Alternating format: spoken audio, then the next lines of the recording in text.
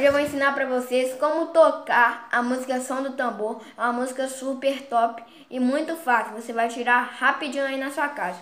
Se você gostar do vídeo, deixe seu like para fortalecer o canal. Não esqueça de se inscrever e ativa o sininho. Bora pro vídeo! Então, galera, agora eu vou passar os acordes para vocês. Os acordes são Fá maior, vou fazer aqui,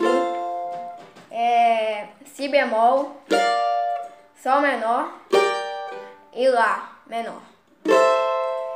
Esses acordes aqui, ó, o Sol menor e o Lá são só usados em uma parte da música, não é em sequência.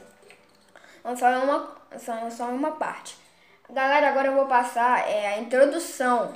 Quem quiser fazer aí, ó, a introdução é assim, ó.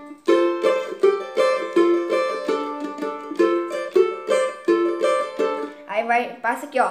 É tipo um Ré menor, só que sem esse dedo aqui, ó.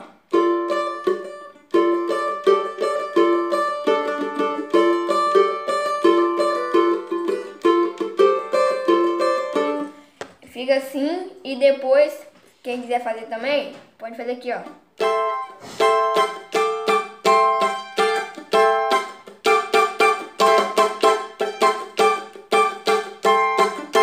Aqui, ó.